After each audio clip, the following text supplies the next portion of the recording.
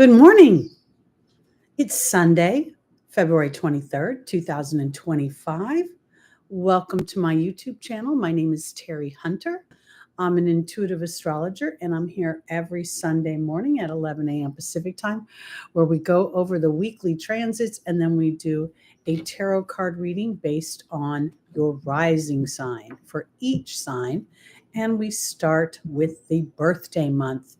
Happy birthday to my Pisces. Welcome, welcome. I'm just going to make sure everything is up and running. I think we've got a lot to talk about today. Let me make sure I'm all in the right spot here. Good morning, Catherine. Good to see you. Good morning, Margie. Okay, so quickly, I have to tell you what happened to Lucky on Wednesday because we were completely prepared to do our new weekly tarot card readings based on your questions. And Lucky got some new treats, and we tended to have too many of them. So basically what happened is we went for a walk. We came home and I had 3 readings in a row, and the whole time he was like shark energy wandering around. And I gave him a bath. And I don't know what happened, but I touched him in the backside twice and he yelped. Then he proceeded to breathe heavy the whole rest of the day, which sent me into a little bit of anxiety. And then I realized he's a gordo and he needed to go on Fido Craig. So we started Fido Craig 2 days ago, and our little man, not so little man, is suffering through the beginning stages of his new healthy lifestyle. Good morning, Natalia. Okay, kind of waiting for small wildflowers to show up here. But I don't know if I said it already, happy birthday, Pisces, because I'm in 3 places at any one given time. There's so much going on right now. We're beginning to start feel the energy of what's happening in the Pisces Aries energy. So I wanted to talk a little bit about Venus is about to go retrograde. She's going to go retrograde next, I believe it's next Sunday, the 2nd. I hear a dog yelping in the background, so I'm very distracted by that. She has not retrograded since 2023, back in July to September. She retrogrades about every 18 months, but this one in particularly to me is she's going from her detriment, or what we call her detriment in Aries, to her exaltation in Pisces. Now, for me, this is kind of interesting because I don't think we're feeling the energies the way the words come out. Geez, can you hear that dog in the background? Literally like yelping and going nuts. Happy birthday, Stephen. Next Sunday, you're going to go, your birthday is literally on the day that Venus goes retrograde. So let me offer it this way, because we don't often think about it, but Venus has no moons. I don't know what's going on with that dog. Can you hear the dog? I think it's just having an anxiety attack about whatever it's seeing. I don't think it's hurt. There's a Chihuahua that lives in the neighborhood that has a very interesting owner, and it just barks and yelps all the time. Okay, let's go back. Venus has no moons, and neither does Mercury. Okay, so when Venus is in Aries, while she's in her detriment, she can be hot and angry and pissy and fiery. I think in modern times she more than likely feels like she has to do everything herself. I feel like she craves an emotional partner to help her enjoy the luxuries that she represents, to have those conversations that support her voice, to build a sense of history. So now let's talk about what she's going to do when she retrogrades. Because when she retrogrades next week, and she starts to feel, okay, so Mercury's moving forward. She's starting to move backward. Mercury's going to move into Aries. She's going to be moving backwards. Then Mercury is going to move retrograde and catch up with her and cross her over again. And then I believe that Mercury is going to do this again. Like he goes back and forth over her more times than normal. And here we are in the first retrograde since September 2023.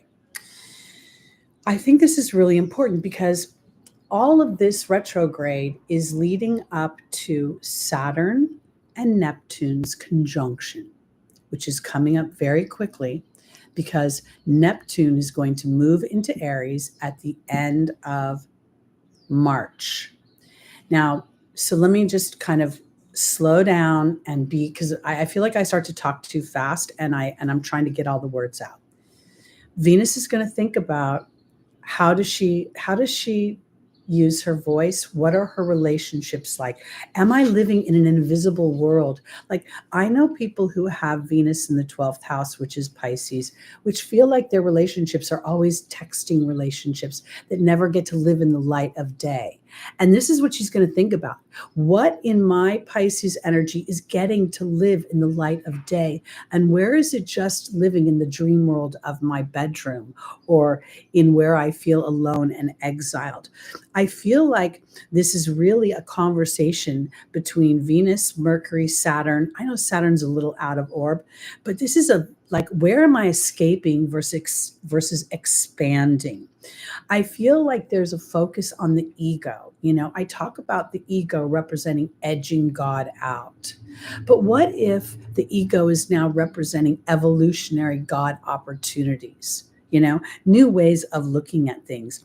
I think that Saturn and Neptune's conjunction is really going to task us to look at the big picture of what we are building and what are we willing to do while we are building that. What type of challenges are we willing to endure beyond in order to win the game, to win the prize of what Venus wants? So I think this is an important time to really reflect on how do I support. Because again, with Venus not having any moon, I feel like it makes her ravenous to feel emotional connection. I feel like there's a weird part of her, and that's why she represents possessions and security and partnerships, because she's looking to feel that sense of emotional connection, and she's kind of missing it with herself here. And Mercury doesn't have the same, Mercury has no moons, but Mercury doesn't have the same craving. Mercury is too curious and interested in the information and in the various dynamics of that human interaction. I also want to offer this because when we look at Pisces, when you're looking in your personal chart, okay, I think it's important right now to look at the house structure of where Pisces and Aries are, because that's the concentrated energy for the spring of this year. Then we go into the idea that later in the year, we're looking at the outer planets really settling into new signs, that air and fire, and that's going to accelerate things. And literally this retrograde is preparing humanity and the earth energy to join the galactic community, to be aware that we are not the only game in town.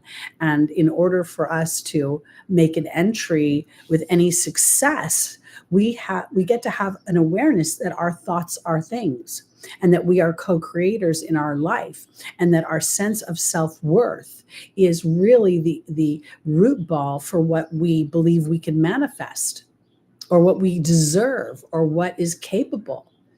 More times than not, the human will dumb itself down and play to a game it can only see with its eyes. And yet science will support that your eyes don't always tell you the complete story. And we can look into the animal kingdom and we can see animals whose sight is much more clear. The owl that represents wisdom. I think this is so important because the reflections that we have now and the willingness to be brave in this moment and the bravery is not like taking action. The bravery is in identifying what we love that's actually toxic for us, that's actually holding us in an invisible energy of going around in a circle instead of allowing us to transcend beyond it. And Saturn's going to represent the hardest choice, because Saturn's going to represent history. The history that I love, this dynamic or this person or this what I've built. Saturn is a god, okay? And in the sign of Pisces, while the average muggle human will say Saturn is in a bad place in Pisces, no, Saturn is demanding that we as humans recognize the God light within us. And that's what's going to happen over these next few months. So it's going to be pretty interesting, because when we realize that it doesn't mean that we have to lose our light. And I want to offer this too, because whatever planets we have in this area, because I have my South Node here, and it's really, I think it's what it's doing. My South Node is currently making favorable sextiles to Pluto in Aquarius. So my South Node is making a sextile, and Pluto's making a sextile to my Jupiter in Sagittarius, offering me an integration of the dark that brings me into the light. That's Pluto's job. It's not here to kill you. Pluto is here to remind you what doesn't really work, and where we go around in a circle and we hope that we give our power away. So Saturn is going to come into this conjunction with Neptune and want to transform the toxic history within your personal journey. And as it moves into that Aries energy, it is going to be focused in on how does this toxic energy really empower me and turn into the manure that creates the self in a more aware and intentional way. This weekend, I was like super lazy, and actually, like, I've got so many videos to record, and I just couldn't get myself motivated to record. And at the same time, I sort of had this awareness that as I was meandering through the mall and I was meandering down, there was a year anniversary at the coffee shop and they were doing a little party. I decided to meander down there. Spirit was inspiring me by things. And mostly a lot of those things were how communication, how our self-talk creates our experience, where our focus is. And this is Mercury's part in this, because Mercury's going to retrograde around the 15th of March. So all of this energy of Venus preparing and stationing, and then she's going to move at 10 degrees towards, her exaltation, where she really gets to rethink where she allows the toxic cul-de-sac to eclipse her dreams from coming true. All right, so that's what I got to say. I'm looking at my little notes. If I have anything else, nope, I don't. So let's go on to our readings. And I wish you, if you could all pray for poor Lucky while he's on Fido Craig, because he's very unhappy about this whole idea. And when he comes up to me with his little tail all excited, and then I say, no more food, and it goes, it's very sad. Okay. Welcome, everybody. Hi, Posted Up. Stephen, again, happy birthday. Hello, Little Grasshopper. Hi, MK Mountain. Did I say hi? Just call me C. Who else is in the room? Did I see Katarina? Hi, Carly.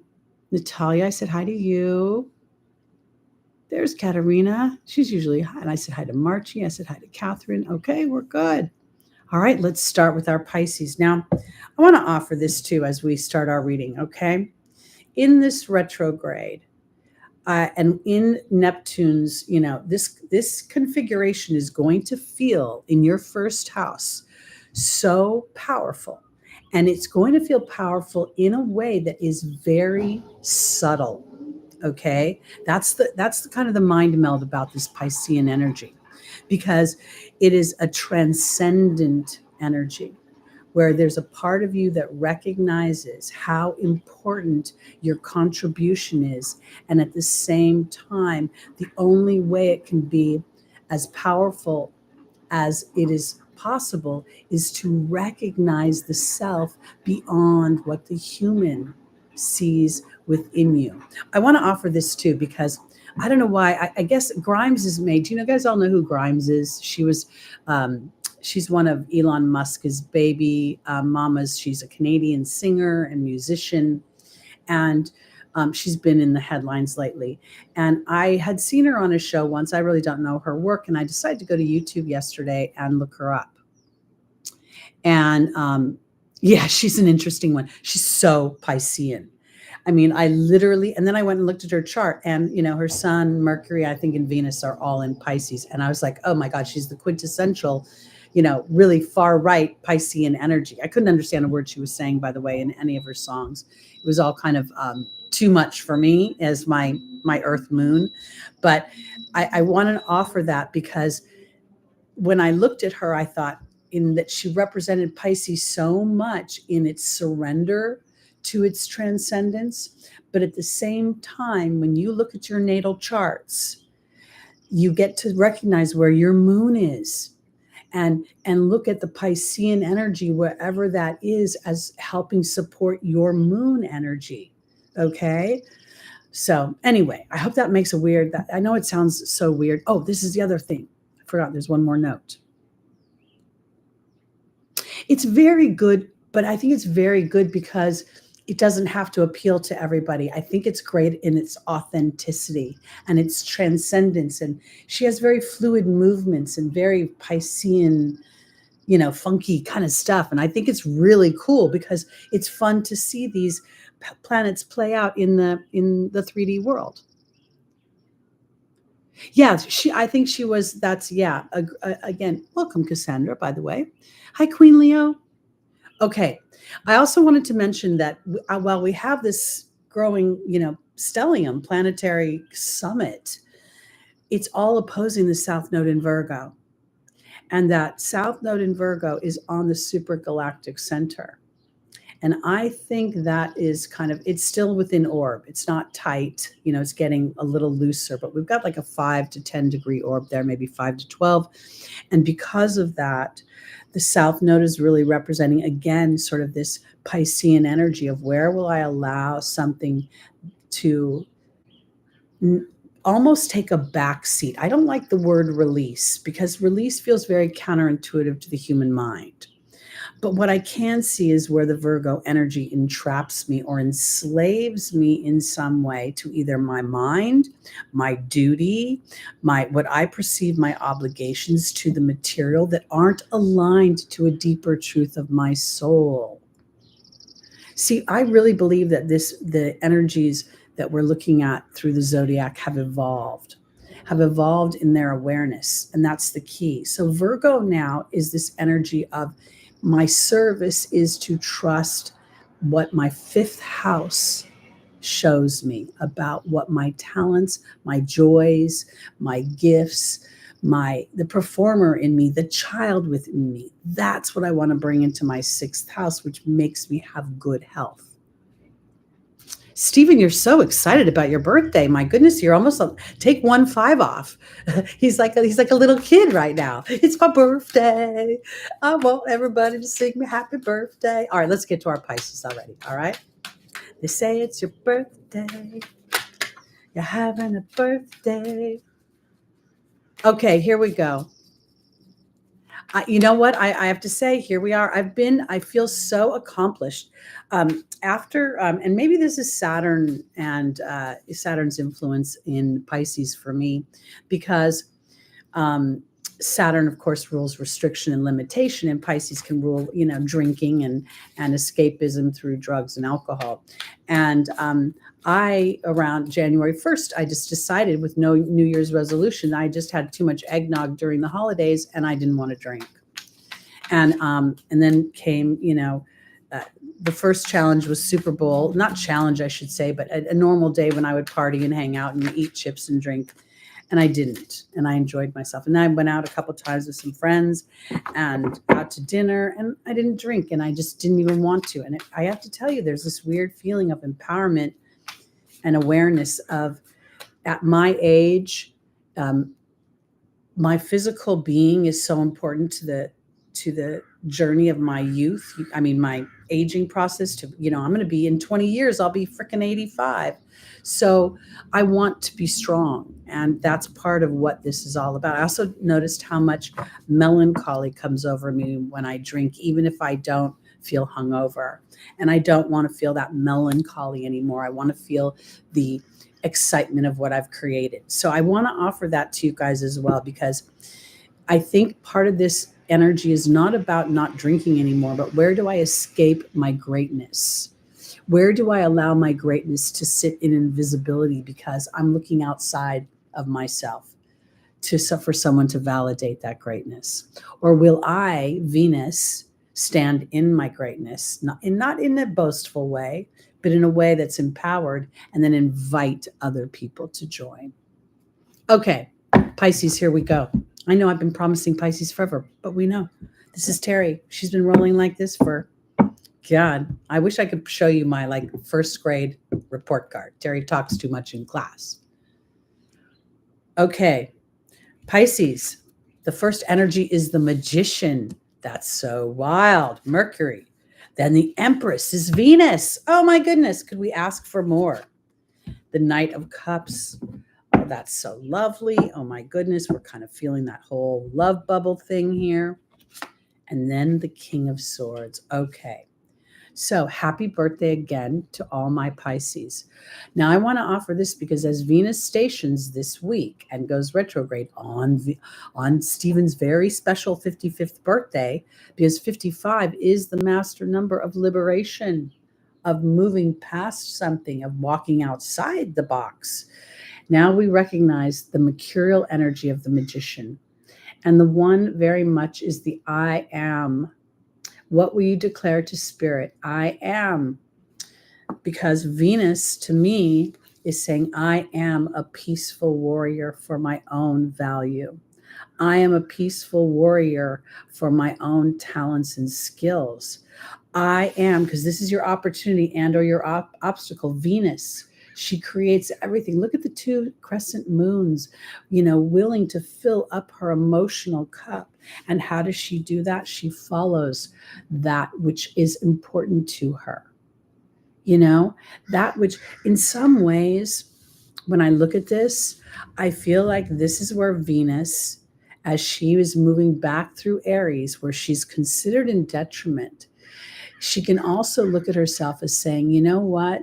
I'm of the brave heart, because while I may initially have to do things by myself, when I invite someone in, I'm inviting them into an equal partnership where we get to live an evolved situation.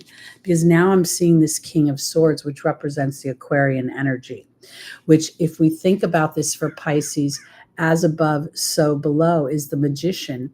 And the King of Swords gets to live that in the material world because he has, in many ways, become a bit of a master of his mental awareness. This is never a conquering of the monkey mind, my children, my darlings, because the monkey mind will exist no matter how evolved you become or aware you become. So this is the awareness that if something comes up, there's a reason for it, to extract the wisdom.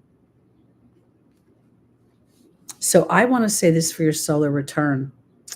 I think it's very powerful for those of you, Pisces rising, especially Pisces moon, having this planetary summit. I don't even want to call it a stellium anymore, because I really think everybody has something to say.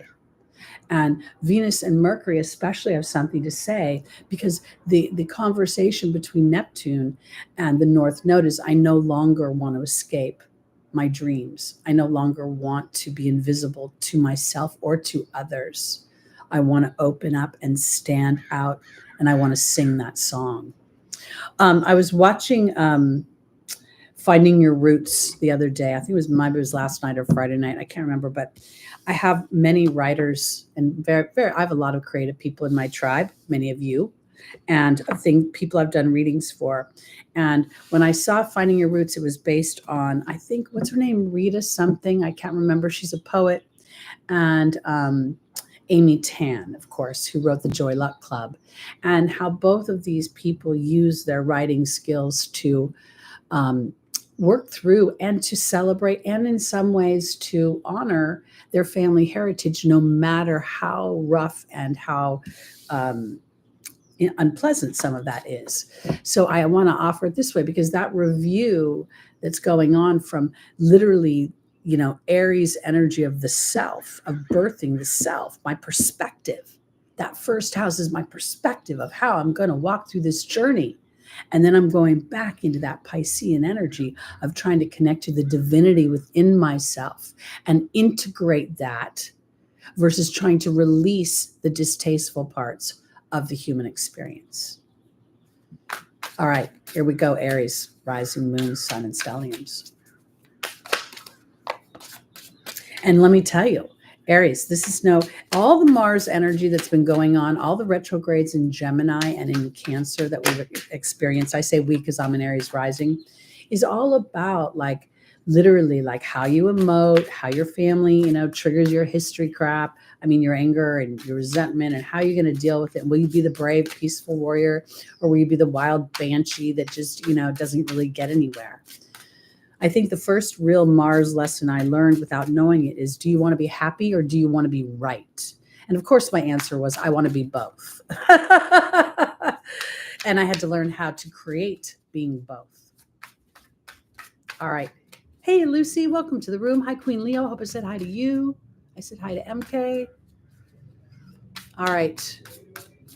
Hope I didn't miss anybody. Aries, rising moon, sun, and stelliums. Neptune moving into your first house. Really very spiritual energy. Will you let your anger burn you up on the inside, or will you transform it? Will you integrate it? Lucy in the Sky with Diamonds. I love that song. Okay, here we go. Our first card is the King of Swords again. Then we have the Eight of Cups. Then we have the Four of Pentacles. Interesting, interesting. And finally, the Six of Pentacles.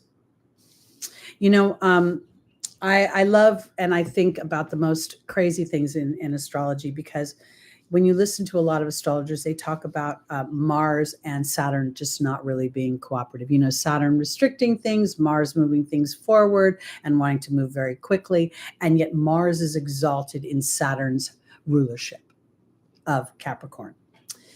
I say all this because I believe, as Mars ruled people, that you are learning when to put the gas on, when to put the gas off, how to be who you are versus who you've been framed to be. Because in your younger years, you could very well have been more reactive. And now there's wisdom coming in, because to me, the King of Swords is representing that Aquarian energy of moving into the future, moving into a place where you see the evolved version of yourself, yet you're still a warrior. The Aquarian energy is without a doubt a warrior. Okay. I mean, we don't talk about it a lot because they talk about invention in space and, but think about it, I mean, what happens when you go into a revolution against an oppressive regime? You're a warrior. So here is the Eight of Cups now. There's that spiritual journey that we're talking about. This is the retrograde. This is where you are reviewing how long will you hang on to whatever it is. How long will you hang on to I feel alone? How long will you hang on to the story of there's nobody to stand beside me? Because, the idea of Aries is very much about leadership. Aries is the warrior that goes, it beats Hexeth, the one that goes into war, where Saturn is the general that's up in, the government putting out the orders, but not actually doing the work. So here, and now this is where I'm talking about, might sound a little crazy, but here's where you're walking away from the wars that don't serve you. The cups that have spilled that you can't do anything about, because you no longer want to sit entrapped. The swan, this is the Aries energy, is the swan. You've transformed.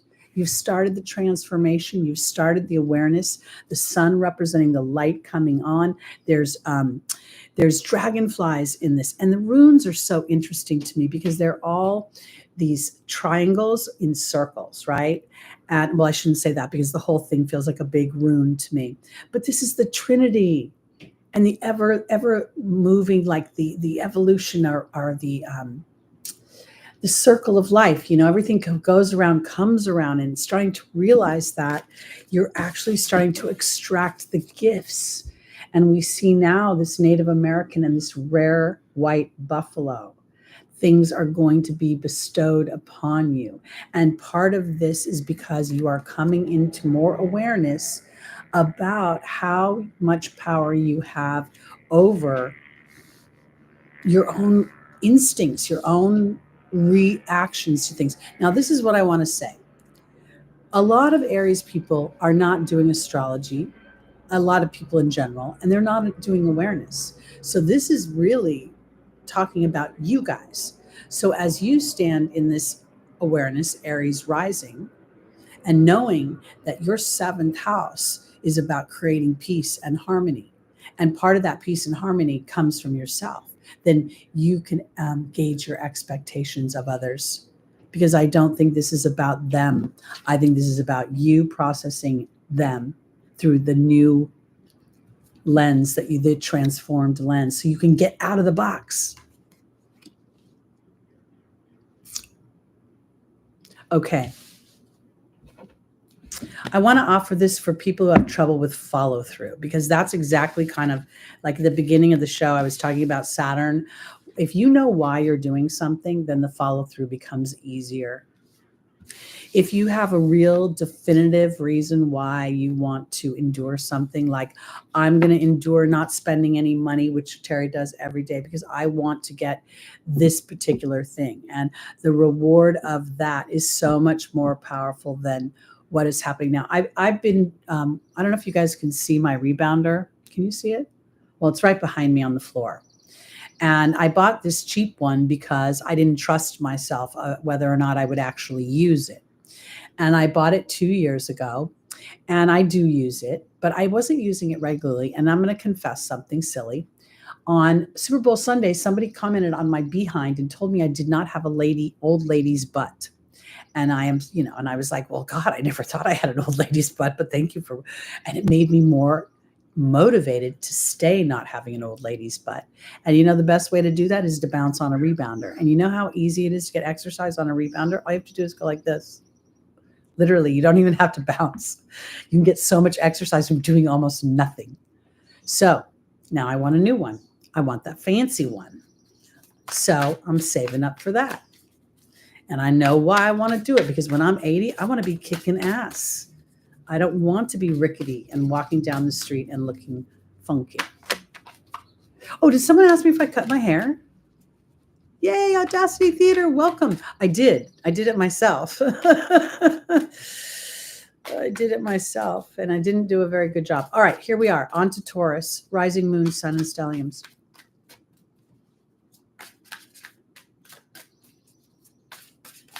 For those just coming into the room, I want to remind you that on Wednesdays from 4 to 6 p.m. Pacific time, I'm doing personal readings for you based on your personal questions. You just come into the live and get in the queue and ask your question.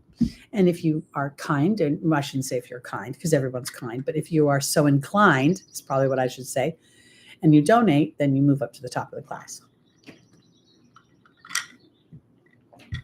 Thank you. I don't know if Venus's move into Aries has got me feeling I got a new vest. So I like that. And I got some new barrettes. I've just been feeling a little fancy lately. I don't know what's going on. Whoa. Taurus. I guess the Knight of Pentacles wanted to come out. And then we have, the Five of Cups, the Death card, and the Ace of Swords. Wow, that's pretty powerful. Okay, so let me offer this for my Taurus rising, because you have Uranus has been stationed at 23 degrees. It was moving backwards, and then, it slowed down. And it's literally 2 months before, I think it was December, January, February, March, 3 months that Uranus is sitting at 23 degrees of Taurus. Now, depending upon, this is important for the rest of you as well, because you could have planets that are squaring this in transit, because the Knight of Pentacles in this deck is very Virgonian. Okay. He's the hero of Earth. He has these crystals, but there's also these feathers that hang. There is a dragonfly again that are big in this deck because there's a lot of transformation that happens in the dragonfly energy. Not only is it a 2-year process to go from the nymph in the water to the dragonfly, but there's something going on here that makes me feel as if Uranus is bringing forth epiphanies. Uranus is making positive aspects to Neptune. It's making positive aspects to Pluto, and these will continue on as these outer planets will settle into the air and fire signs. And I think this is really an opportunity for you to look at where your focus is, because sometimes with the Taurus energy, and I'm a Taurus moon, so I know we can't see how a loss is not really a loss, but rather a transcendence is the word I want to use. We see the rainbow, but we also see all these butterflies in different hues. And I think for this deck, when I see the angel's advice, I can't help but focus in on this phoenix rising from this dark place. And for my Tauruses, I feel like, this is the thing too. You rule history, personal history, the history of how your voice, your skills, your people, it's the history of your Venusian dynamic. Okay. So, if you were a child who was maybe overlooked or didn't feel like you got a lot of praise, this can haunt you throughout your life. And you could always be sort of stretching for that, because I think Uranus is bringing you an awareness of what you think, what the loop is. Okay. And as Uranus brings in the awareness of this loop, it also offers you an opportunity to have an awareness of your thoughts. And this is where you point those thoughts to spirit. And that's where the crown lives. That's where the power lives. This is a very powerful Ace of Swords, because we can see the desert, right? We can see almost like the hills there's no character, but the idea that humanity or humans walk through the denseness of the desert before they get to a place where they're so stressed out or so pushed to their limits that then they reach for God in their thoughts. And I think that for my Tauruses, I want to offer that, because I think that this is about allowing your Venusian energy. You're ruled by Venus. Your ruling planet is going to go retrograde in your 11th house of hopes and dreams and your wishes. And I think if for some reason you can't see those hopes and dreams with your eyeballs, I don't think that it's about it. It's about being aware of what your focus is. Now, this also is a challenging card for relationships, because this is a card of sorrow and it's a card of separation. And I think Spirit is offering you a transformation of sorrow and separation as you become aware of your own personal focus and new thoughts and new ideas come to you. One of the greatest gifts I ever got was Eckhart Tolle's The Power of Now. It didn't happen right away, but as I became more aware that I had a loop in my head of, you done me wrong. I was right as all day long. They had done me wrong. But was that loop serving me? Not really. So I started to shift the loop. And at first it was just bullshit coming out of my mouth. I feel happy. I am happy. But then after a while, it started to sink in. So sometimes it's literally a rewiring, a re-brainwashing yourself. All right, here we go on to our Geminis, rising moon, sun, and stelliums. We have Jupiter sitting at 11 degrees, stationing direct. This is very powerful because Jupiter is going to get some gas going and move zippity-doo-dah through your first house and into your second house, bringing more bounty, more expansion through the Cancerian energy. Oh yeah, it's a total loop. But when you don't try to release the loop, you actually become more powerful, honestly, because the loop really never does go away. You could go to every retreat in the world. You go to a psychiatrist for the rest of your life trying to figure out how you got screwed up, but all it's going to do is put focus on the screw up. I always tell people, think to the future. What is the solution? Where do you want to be? When you say, I just want to be happy, what does that look like? What does it look like? For me, to be happy is I don't like running around like a chicken with my head cut off. I don't like spending time with too many people anymore. They wear me out. So I like small groups. I like people who think the same. That makes me happy. All right, Gemini. Our first card is the Hermit. Woohoo, reflection on work, on how work affects your health. Then we have the Seven of Swords. Ooh, there'll be a lot of reflection on doing everything yourself. High Priestess is in the Angel's Advice. And the Four of Swords is coming. So here we see Mercury, your ruling planet, going into retrograde. And, you know, it's interesting too, because Mercury shows up very differently in the Virgo and Gemini energy. And I think with the Gemini energy, the thing might be is if you're really reflecting on, you know, what actually supports you in the way of work, in your Virgo, in your enslaved energy, what are you doing? The owl brings wisdom, and the owl looks directly out of the card. If this was a movie, the camera would be breaking the fourth wall. Okay, I hope you do. You know what that is, you guys? Because while the Hermit looks ahead for enlightenment, for the road and the path through the ice, the owl knows that there is wisdom within this very moment and step. So now you're looking at, okay, so Gemini. Now we talk about Aries being your 11th house of hopes and dreams. How brave will you be to allow that Aries energy to really look at, because here we see leadership in the form of this stag. We also see a small deer in the reflection of the pond where most of the problems lie. There are four swords in the water, almost like crossing each other. Okay, we could say they're at cross purposes. And then we have these three swords with one halfway sticking into the water.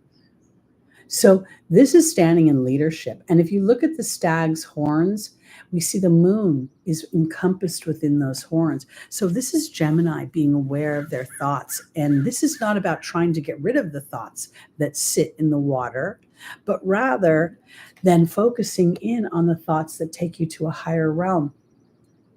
This is what I want to offer. Mercury has no moon. Mercury rules our everyday. I got to get to the store. I got to get the kids. I got to make sure the food's on the table. I got to make sure the bills are paid. I got to make sure I get those emails out. You know, there's a zzz, back that bus up right now, because the Hermit wants to slow things down, wants a real reflection of what is important to you. And it may not feel comfortable right now, but this reflection is so important, because as your ruling planet retrogrades in Aries and Pisces, you get an opportunity to shift. And that 10th house is a super important house, because if we think about it, these houses are not on separate blocks. This is one neighborhood called the Zodiac. So the 10th house leads you to the 11th house. The 9th house leads you to the 10th house. So here, the 9 of the Hermit representing your Virgonian energy. How do I enslave myself? Where am I? What do I like the work I'm doing? Is it affecting my health? How am I treating my body? Am I honoring the leadership that I've cultivated, or do I inadvertently get stuck back in the old story? Because Spirit wants a connection, wants you to take advantage of the Piscean energy. The High Priestess is actually not Piscean energy. She's moon energy. So what's important to you from an emotional basis? And now this ends with the Four of Swords. As you become aware of your mercurial energy and your thoughts, you're literally protected. This character is allowed to go into hibernation. That could be your Piscean energy. We see a trout, maybe it's a salmon, I don't know, but it provides bounty. And it's in the water here. It's not laying on the grill or on the ground. So there's something to be, your emotional body brings bounty, and you're protected while you rest. That's Jupiter.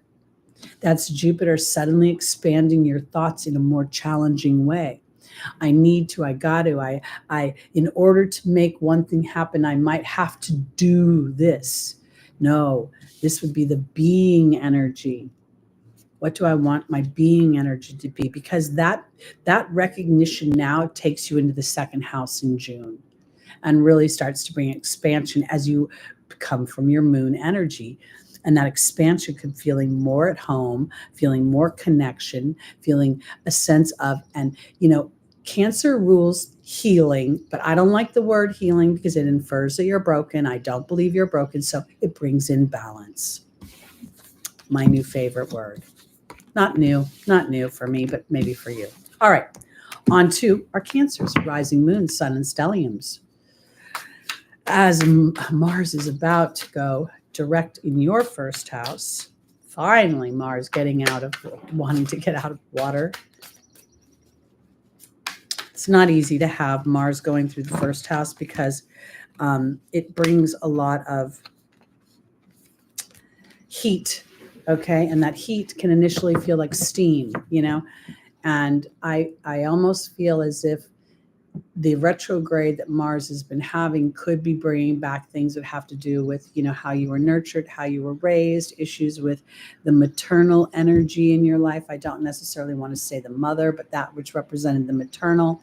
And now, because Cancer is this beautiful energy, but the crab crawl, is no longer really serving the bigger picture of what you're looking for in your life,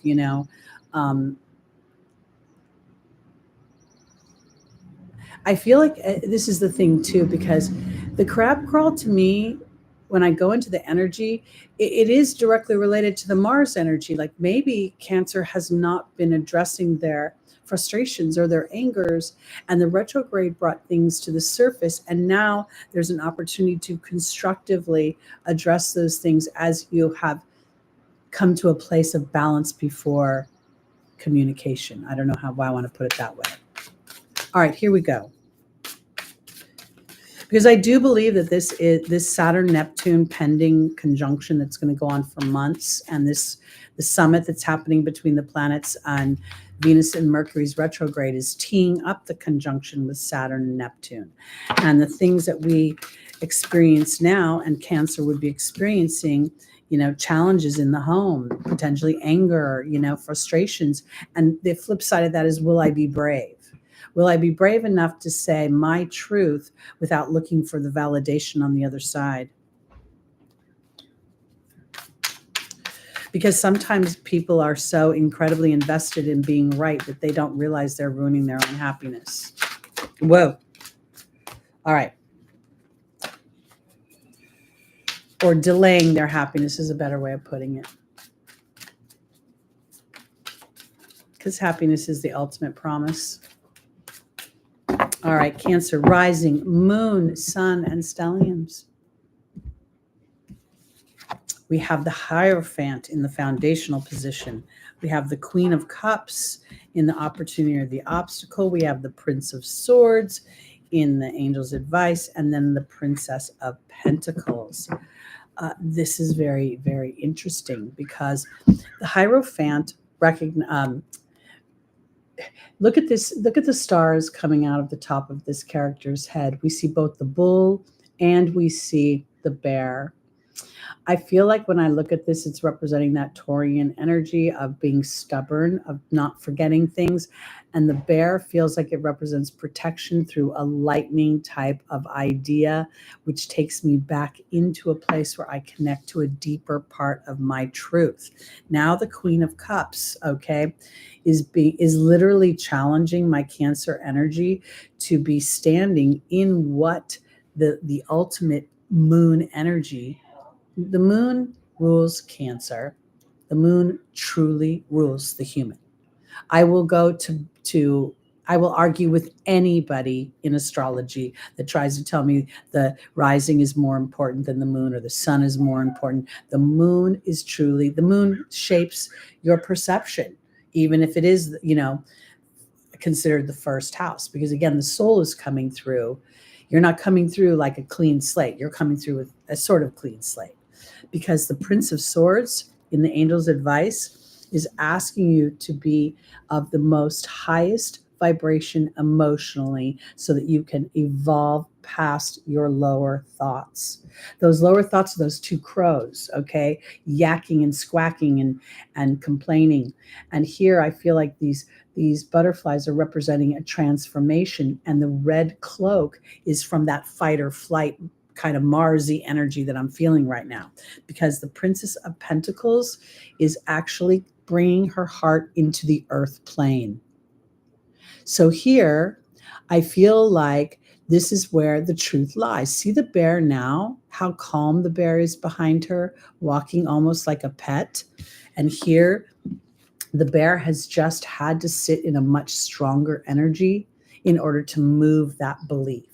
So I think what I want to say for my Cancers during this particular week as Venus is retrograding in Aries is because that's a squaring you. That's a squaring you, like my English. Maybe that's exactly what the contemplation is, am I allowing myself to truly to myself come from my heart? Like, is it okay to, I don't know quite how to say this, to evolve? I don't know why I want to put it that way. To evolve? Do we see that the swan? We see the bringing all this into the material. We see the fox, which gives me some slyness, some smarts. I see the deers. We see both a deer with large antlers and the small little deer. Coming from her heart is her true power. So, and that's brought into the physical. So I think that's what's going to be going on for you.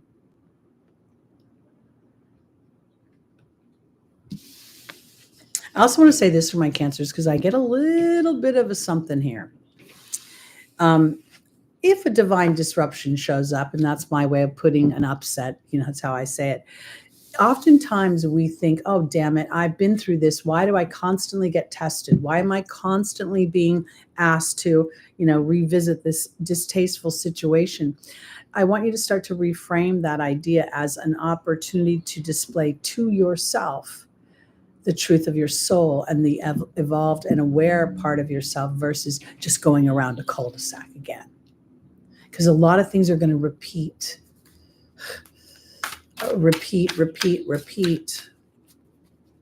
And I don't even think it's on a mundane level. I think it's like almost like I feel like I'm looking at a trifecta. It's on a spiritual level. It's on an emotional level. It's on a mental level. It's on a financial level. There are so many things that are going to ask, what do you really believe? All right, on to our Leos, rising, moon, sun, and stelliums.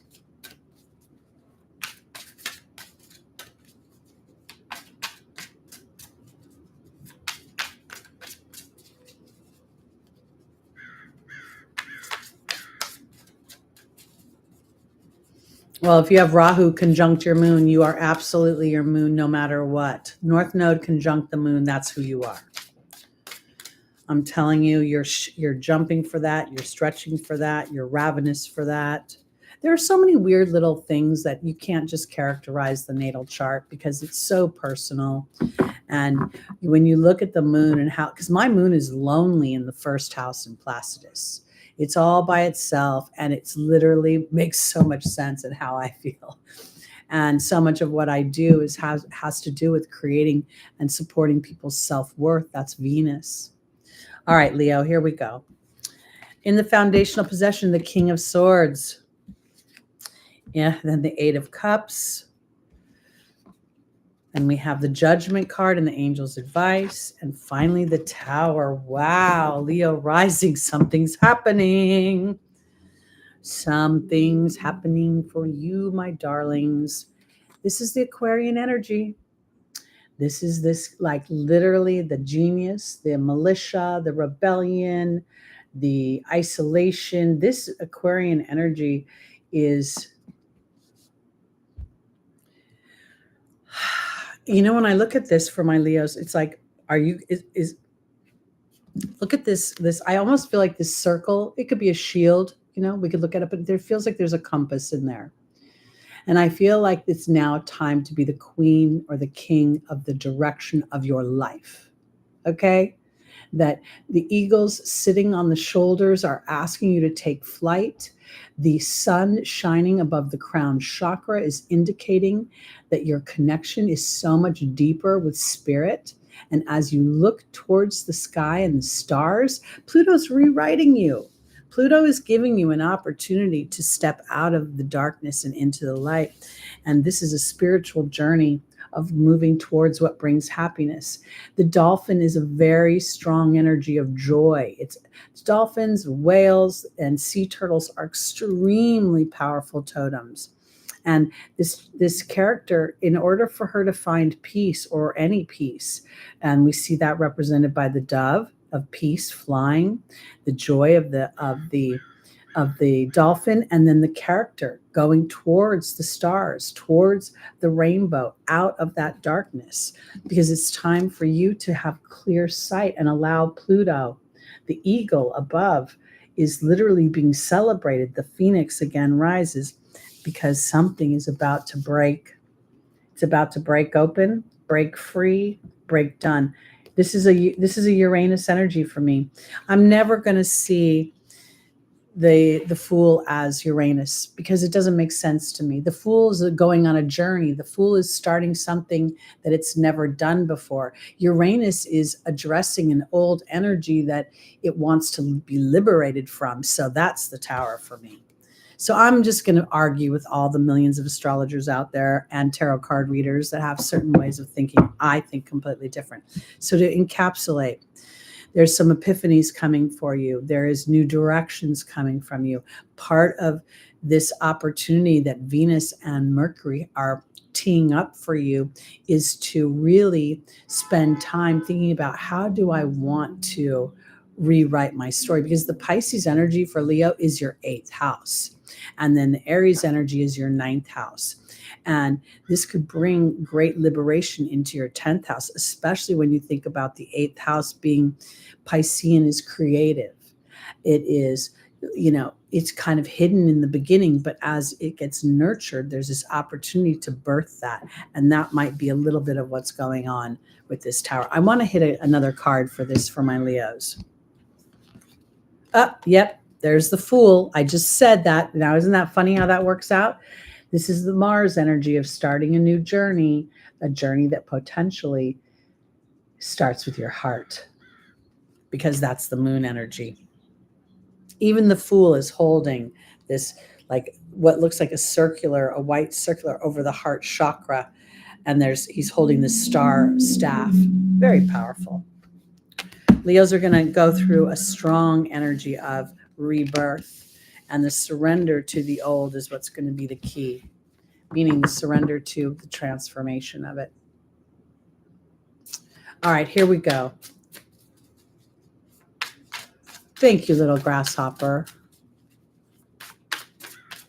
Queen Leo, when you said I still have big hair, I got the image of, what's her name? Kathy, what's her name? The one that talks like this, she does these commercials for Discover, and she's in a hairdresser, and she's talking about being modern while she has a total rocker 80s hairdo.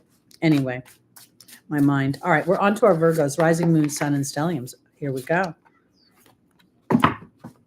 No, not Fran Drescher. It's the blonde that was in Legally Blonde, and she was the manicurist who does the snap. Jennifer somebody, I think her name is. Jennifer.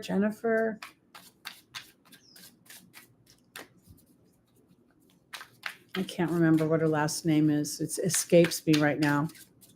All right, Virgo. South Node going through your first house.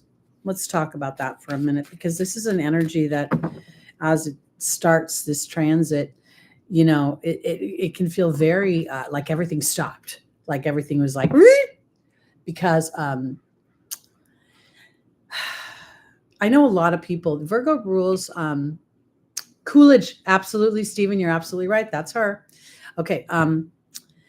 The Virgo energy rules work. It rules enslavement. It rules the monkey mind in many ways. I've got to do this. I've got to do it this way. I've got to, get it done. Earth, earth, earth. So where I'm going with this is, as the South Node comes into your first house, it's going to ask you to revisit your processes and your need to plan And if it's a get to or a need, if it's a have to and a should, or something that's more vibrationally aligned, because you're stretching to feel that peace of trust and surrender.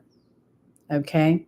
And I feel like that, and I know that I'm going into the 7th house, and I could talk about partnerships, but when we feel a sense of strength within our own mental process, we tend to trust the outside world more because we know we've got ourselves.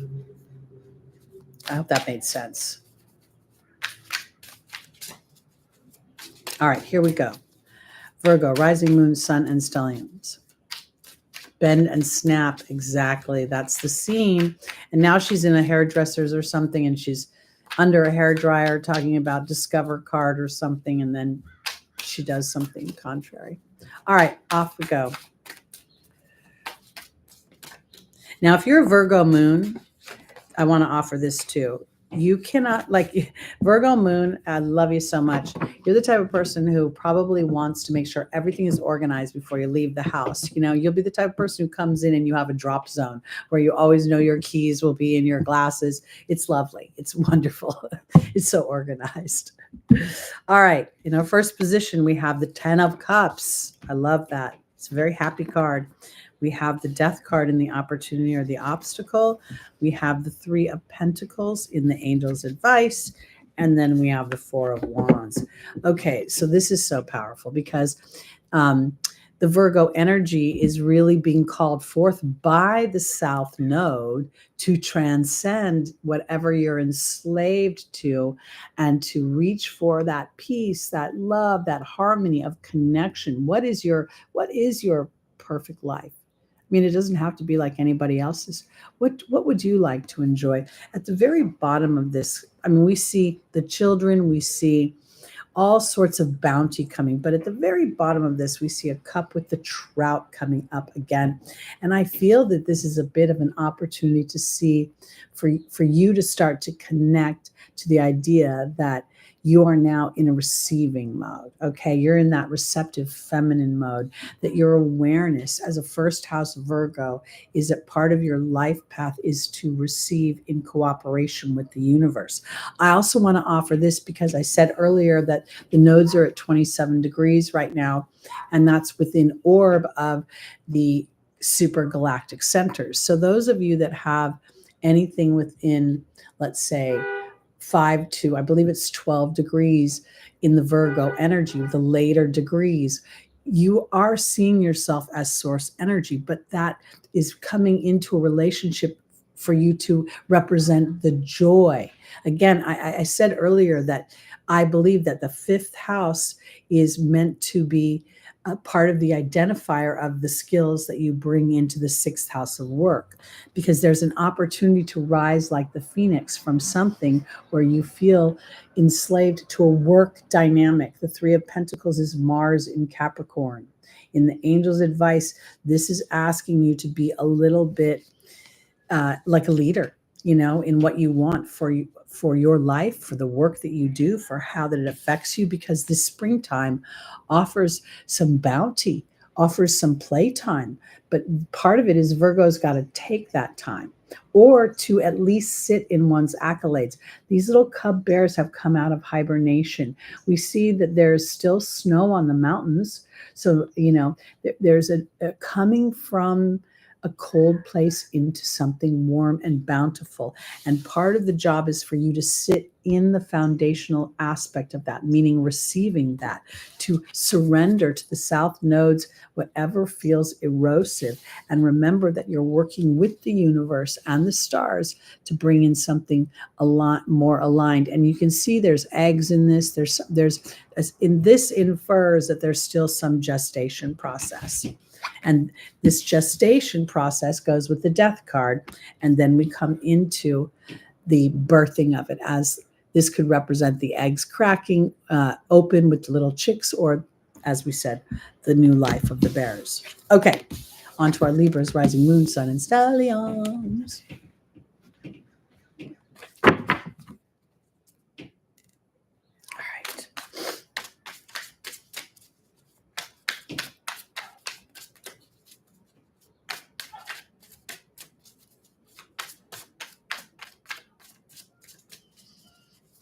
I'm just going to remind you all that I will be live on Wednesday. I'm not going to feed Fido Craig anymore and make him a big fat dog, so he will not have any issues on Wednesday. We'll be back live, so I hope you'll join me. I'm not very good when my son is sick or when he's acting funky.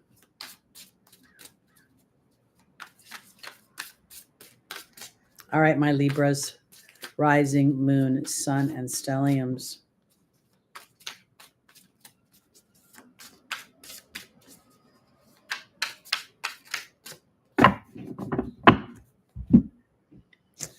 We have the Six of Cups in the foundational position. We have the Fool in the opportunity or the obstacle. We have the Chariot in the Angel's advice. And then we have the Seven of Cups. It's interesting for me because as I'm shuffling, I'm thinking about, okay, so Aries is your 7th house. Pisces is your 6th house. While it is a house of physical work, if you're looking at Pisces as your 6th house, this could be very much indicative of where you are mentally escaping your greatness, or you feel invisible, you don't feel powerful enough, you don't feel recognized in some way for the work or the service that you do.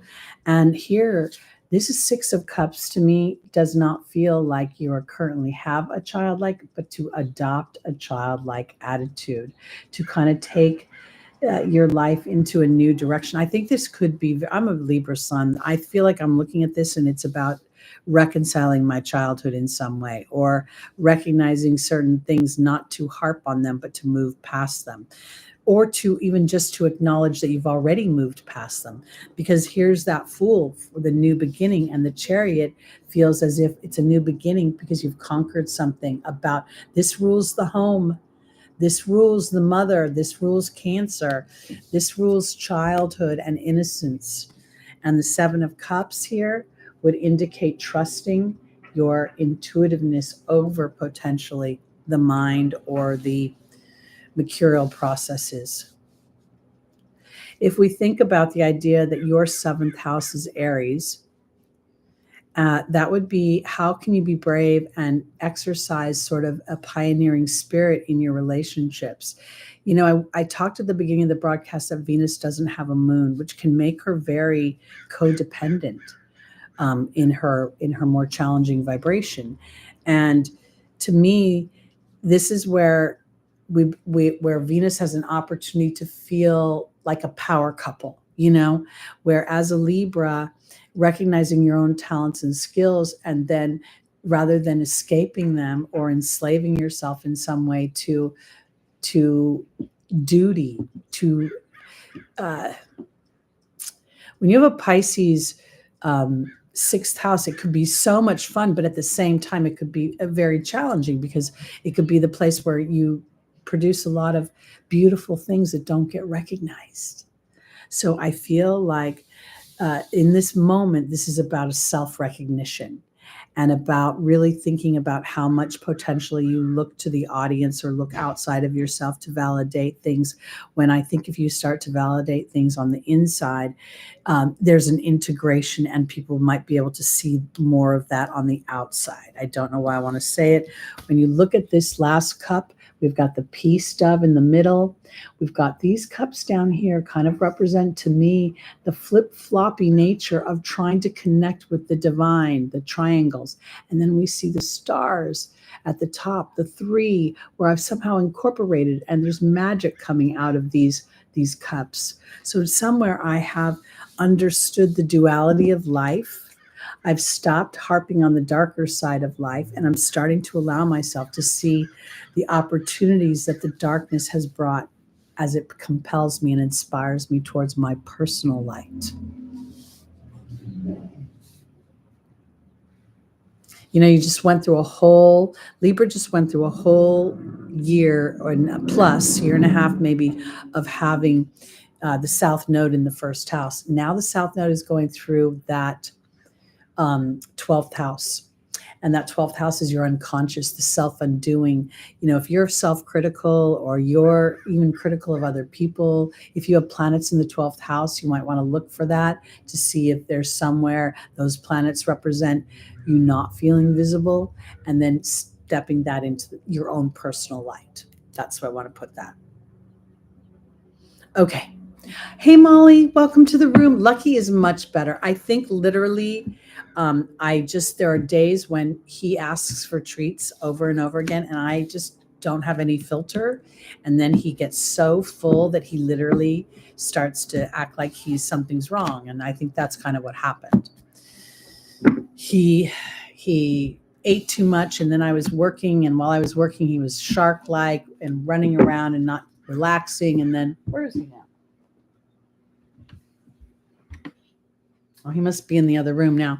And then he started to breathe really heavily, and I just realized he was a fat pig. And I'm sorry, did I call my dog a pig? That's so not nice. But he is. So he's been on a diet. He's been on Fido Craig, I call it. And he's having to just suffer through, breakfast and dinner, not grazing all day.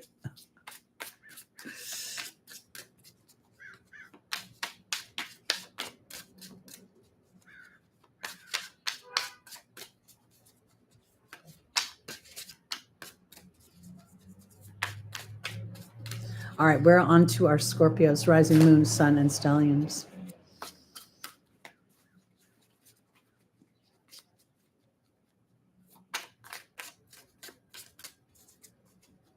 I just, he's so happy when he gets his little TREATSs, and, I've just spoiled him so much that, if he's not grazing all day, it's just not a good day. He has Jupiter and Venus in Taurus. I mean, this talk about being motivated to eat. And you should literally see him pout. This is the problem, is that he literally, like, if I say no more, his tail goes from happy to, oh, and then I feel guilty. And then I have to decide, it's like those big mommy decisions. I have to do what's good for you, not what's fun for you. Yeah, he's much better, actually. It took about 24 hours, but literally he was breathing so heavy that I laid down on our bed and I was giving him Reiki treatments because I'm like, what is going on? I laid down at 3:00 and I woke up at like 9 p.m. and he was still breathing heavy, but by morning he was fine. And then by the end of that day, and he just needed to get his stomach. He's still so fat. But anyway, he's happy though. All right, Scorpio moon, posted up. I got to tell you, Scorpio moon, you are Fido Craig. Totally, that's what I call it. It was Jenny Craig at first, and then I thought that doesn't make sense. But all right, if you are Scorpio moon, you have come into this planet to really hone your intuitive skills and how you address what you know that other people don't want you to know. Okay? It's a great moon, and it's a hard moon because there's so much responsibility attached to that moon. That moon can be a criminal in its lower vibration, and it can be like the best medium psychic ever and really be a strong balancer, aka healer. So, and depending upon what house your moon is in, that will give you a clue as to where your real strengths lie. Okay, let's go on, Scorpio. Let's see what's happening.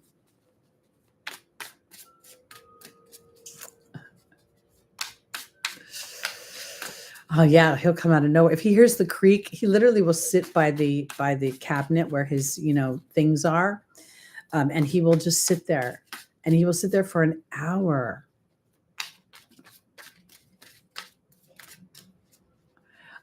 Catherine, I don't understand what the I'm something is Scorpio.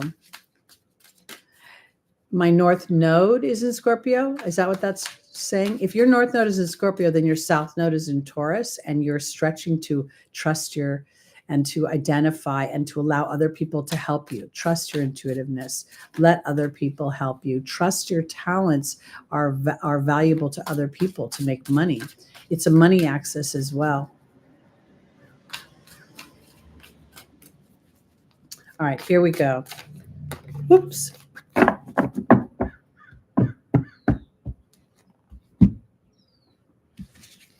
We have the 10 of Swords, my Scorpios. Then the 6 of Cups, the Devil card, and the King of Swords. Okay, you're being very tasked this week to be very mindful of your thoughts. And if indeed, for some reason, you're letting an old story just work you up again. Let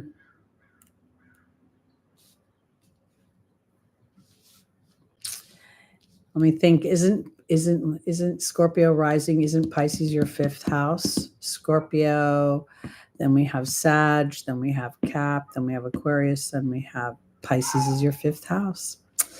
Okay. If indeed there's something kicks up about, your romances, your personal pleasures, your personal, talents and getting them out, I feel like just kind of don't go over the deep end. Okay. Spirit is saying, try to maintain your equilibrium, keep your eye on the future, and don't worry. So if you were a Scorpio and you were an actor, okay, and you went up for a part and you were like, oh my God, I really want this part, and you don't get it, please don't go down the road of I'll never get the part that I want, because something bigger could be happening on the other side. This is drama. This is pain. This is agony. This is it feels almost like I'm being shocked, right? Spirit is saying, please be more childlike. Look to the future, be more playful, because somewhere something is triggering you to make a decision on which direction you're going to go when you perceive something. Okay. I almost feel like an old drama is coming back, but you get to act it out in a new way, because here's our renovated, our genius, our 2.0, our reinvention coming from our King of Swords. And when we're looking at the King of Swords, we're looking at the King of Air, meaning it's air on air. I'm not necessarily emotional. I'm taking it down a notch. Now, if there's an emotional sign, it is Scorpio, because we can look at a lot of the signs are emotional. Pisces is emotional. All the water signs are. But when a Scorpio is emotional, it's emotional with power. It's that Mars energy attached to it. Now you get to see, how is your Mars energy working? Are you willing to look at things from a new perspective? That maybe a divine disruption is inspiring you into a new direction and taking you into your future and cutting through the muck of something. This feels a little bit challenging this week, and Venus is, she is in, if we look at the natural wheel, she's going to somehow be, she's in a quincunx to the Scorpio energy, right? So you can't see something, there's a blind side of some kind. And I feel like the blind side might be your perception, that you're going down an old story, going down the history, and now you've got to say, well, wait, maybe there are elements of the old story here, but now I get to rewrite those so it works for you. I'm going to pull one more card for my Scorpios, just because this is a little bit rough. And we got the Queen of Cups. Okay. I'm sorry, the King of Cups. This is air and heart. This is literally Spirit telling you to move into the future. Don't get bunched up about what was, about where you've been, no matter how right you are about whatever happened. Because now the right is really moving forward versus being in reverse and trying to get validated for what was. Follow the joy. There's lots of dolphin and whale energy attached to this King of Cups. And there's flying fish. It's like taking your emotions and looking above things.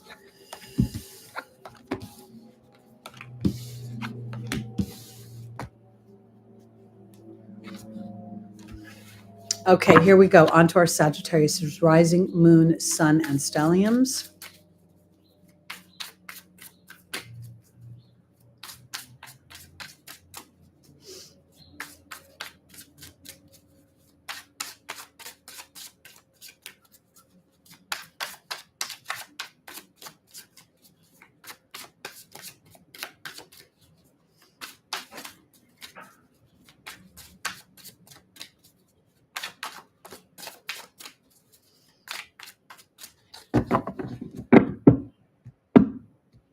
All righty. We have the Queen of Pentacles, the Nine of Swords, the Ten of Swords. Thank you, posted up. My goodness, I feel so blessed. Okay, and the Death card. All right, well, for my my Sages, this is all right. Let's look. Hold on. I need to pull a clarification card. Oh my goodness. Okay.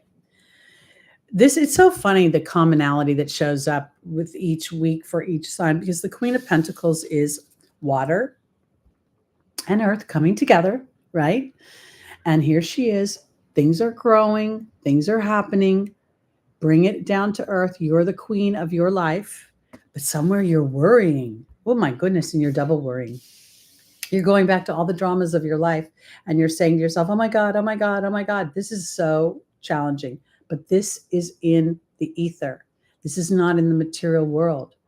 So this Nine of Swords is you like worrying about something, taking some old dramas. Spirit is asking you very much, my Sagittarius, to see yourself rising like the phoenix into a new chapter, because here is this king of thought again, this Aquarian energy taking you into the 2.0 version of yourself, into the future, into your hopes and your dreams, into the invention of what you are.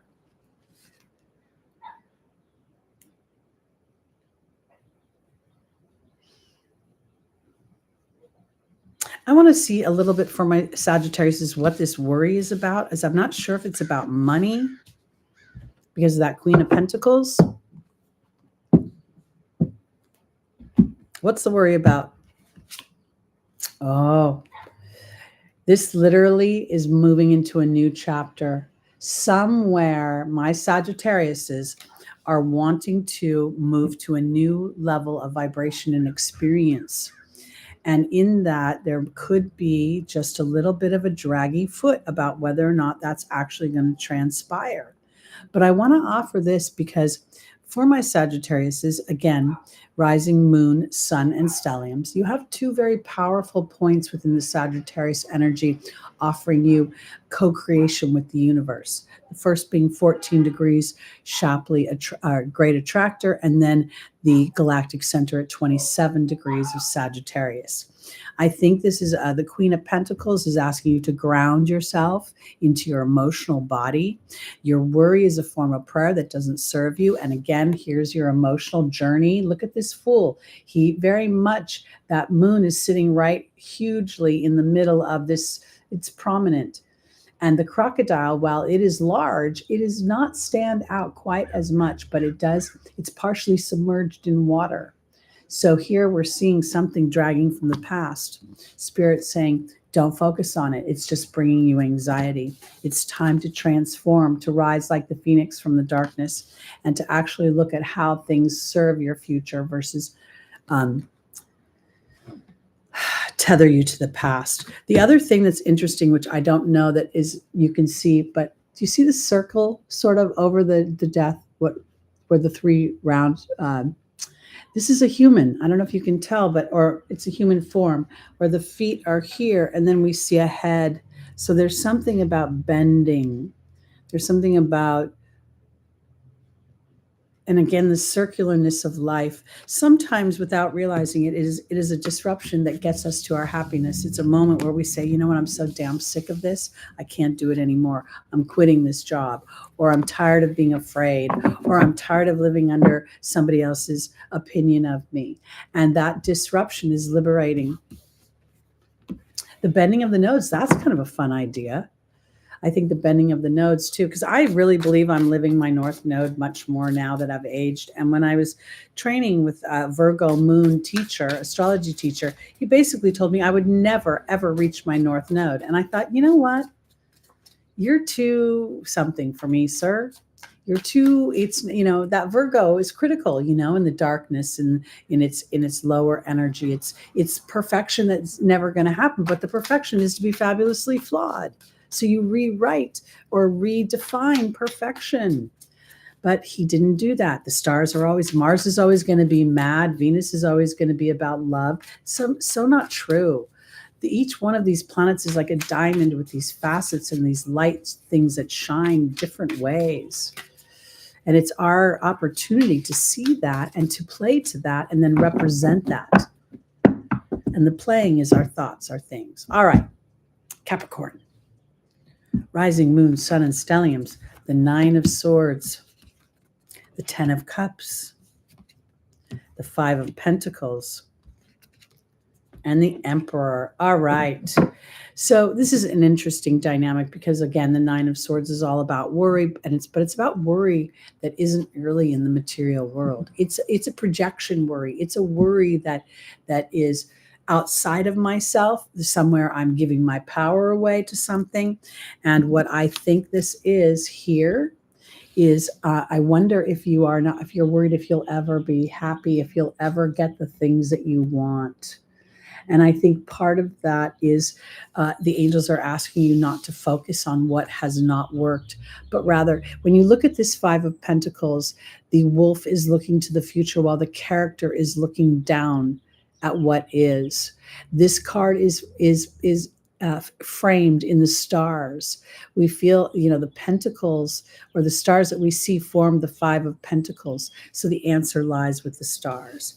The answer lies with the willingness to go into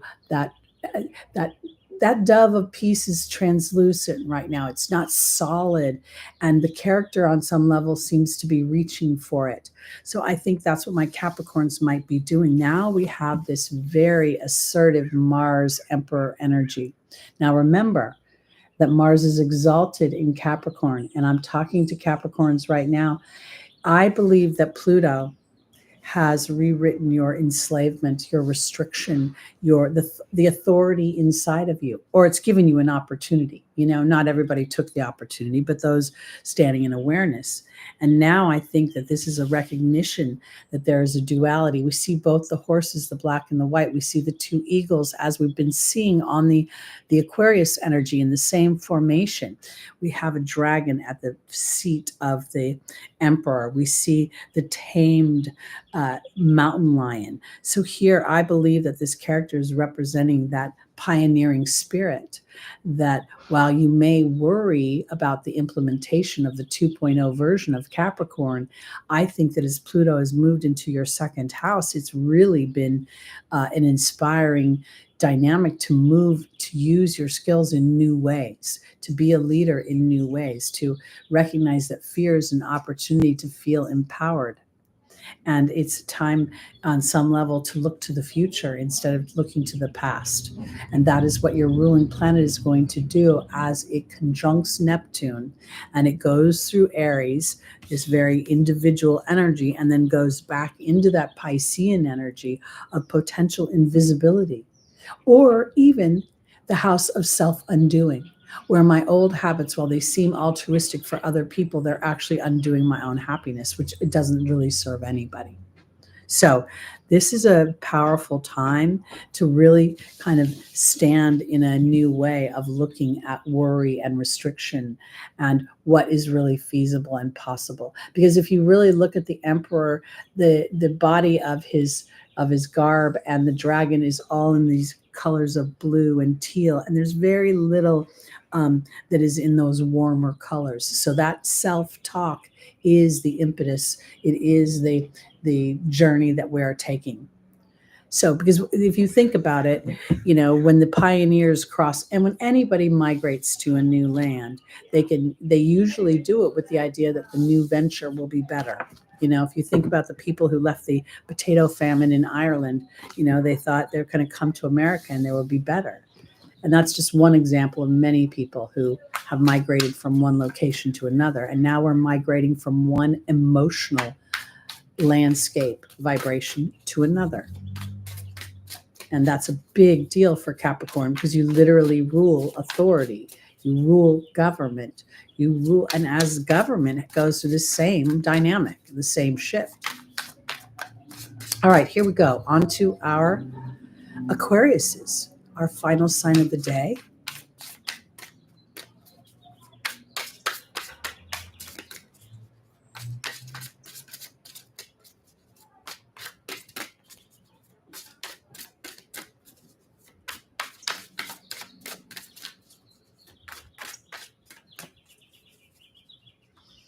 Mountain, MK Mountain, worry is a form of prayer that doesn't serve you. So I want to offer this. You say to Spirit, I invite in the flow of resources. Don't use the word money, because resources will open up your vibration. Money will tend to narrow it, because you'll think, oh, this is the money I know I can make. And where will more money come from? So when you put in the resources, Spirit can bring in God knows what, and that really helps. And I want to offer this too, because if you've had to worry about resources, which is kind of cool, when you implement these energetic principles, then you all represent for other people the possibilities. Because here it is, you aligning your thoughts to abundance. But the abundance kind of in this respect, we're opening the space when we use resources. And the Wednesday live will be there definitely this week. No ifs, ands, or buts. I just can't, when Lucky's not feeling well, I just cannot focus. I just want to go in my room, shut the door, and sleep until he gets over it. And he does almost every time. This dog has taught me so much as a Pisces, I must tell you. I'm telling you, when you want something, you create the want of it. I want to feel loved. All that does is make you feel longing and yearning for love. When you say to Spirit, I invite in loving energies and loving experiences so that I can really take in the depths of my own value, then Spirit opens up spaces. So much of our verbiage is so backward. You know, we really kind of affirm the very things we don't want most of the time. All right. I know I threatened to do Aquarius, but you know me. I got to yammer. Okay. 3 of Wands, looking to our future. The Hierophant, connecting to my deeper beliefs and what I want in the way of material resources, expansion. The 3 of Swords, is turning away from heartache. And the King of Swords again. How many times did we get the King of Swords today? I would venture to say probably 7 out of 12 times. I don't know. I wasn't counting. But here we go. Aquarius, you really are predisposed to looking to the future, but now it's about passion. It's about looking at your life and designing it from what brings you passion.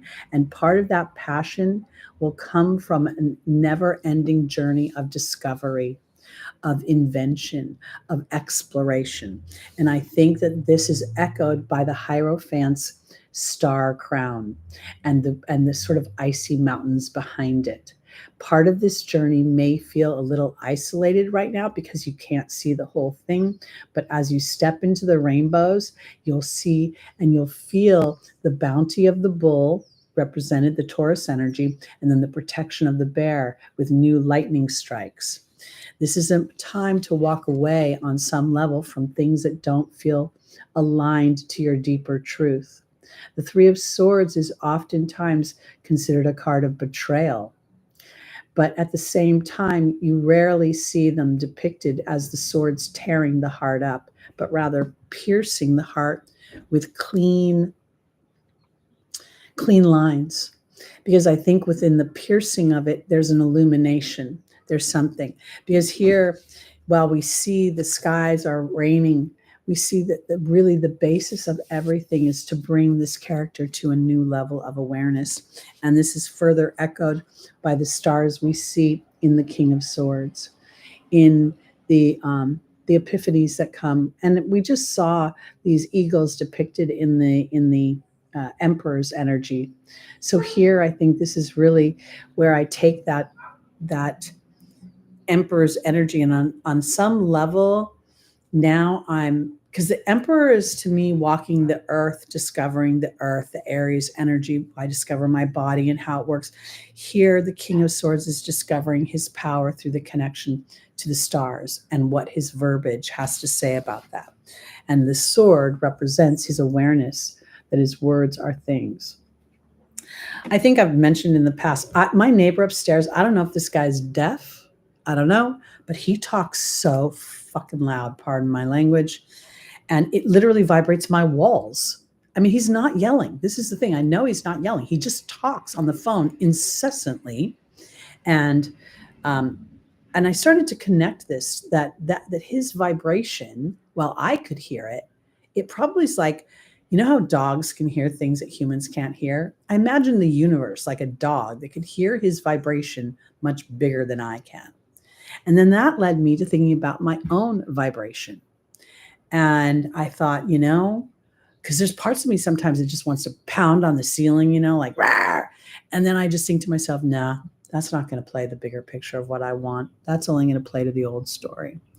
And so this recognition hasn't balanced anything yet, but to me, it's balanced me in it being able to see something that initially would make me feel fiery and make me want to act out. And instead, I am the master of my own thoughts. Even if they initially are a little challenging, I'm the one showing up. And that's what's happening right now, because that's partially what Mercury is going to do. But more so, it's going to be Saturn and Neptune. Are we willing to start to integrate and to find the divinity within our history, and then to leave what will not transform where it is? Bye-bye. Adios. Tschüss. Auf Wiedersehen. Good night. Okay, that's it. Where's my guy? Hey, Lucky. Oh, he went and sat in the sun. All right, you guys, that's it for today. I will see you on Wednesday, 4 p.m. We'll be here. We'll be doing your questions. And I want to thank you all for your beautiful donations. I feel the love. I love you more now than I have ever loved you before. And I want you to know I pray for you every single night. I pray for the tribe to feel peace within their journey. I don't pray for your highest vibration. I don't pray for any of that. I just want you to feel a sense of peace and a sense of faith. We're all moving in the right direction. All right, I love you. I'll see you on Wednesday. And until then, be gentle with yourself, and adios.